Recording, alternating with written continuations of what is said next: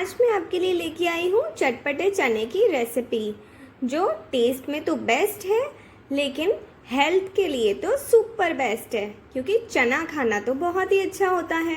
तो आइए शुरू करते हैं। इसके लिए यहाँ मैंने रात भर भिगो के रखे थे ये चने।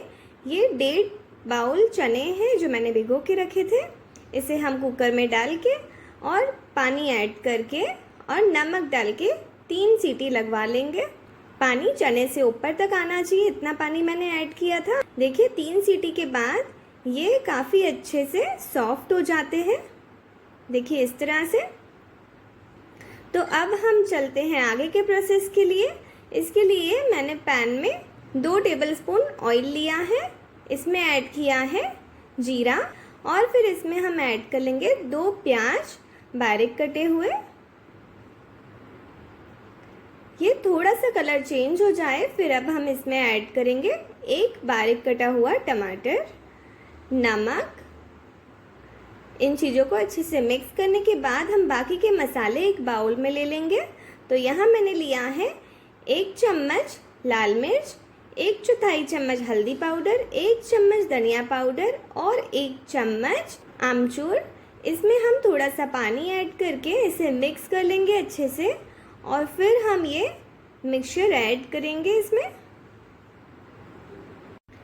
हम इस तरह से मसाले ऐड करते हैं तो इसमें फ्लेवर और अच्छा आता है। इसे अच्छे से मिक्स कर लेंगे।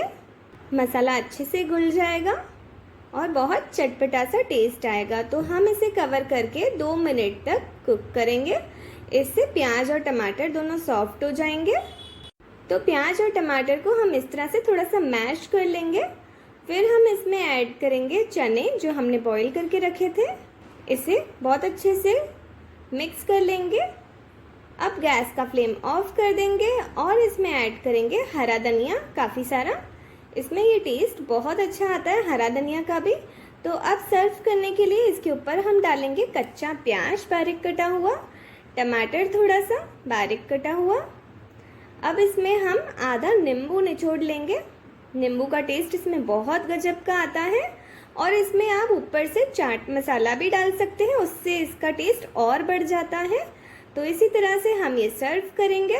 तो अगर आपको मेरी ये रेसिपी अच्छी लगी तो प्लीज़ वीडियो पे लाइक कीजिए, अपने फ्रेंड्स और फैमिली के साथ शेयर कीजिए। और अगर आपने मेरे चैनल को अभी तक सब्सक्राइब नहीं किया है तो प्लीज़ जल्दी से सब्सक्राइब कीजिए।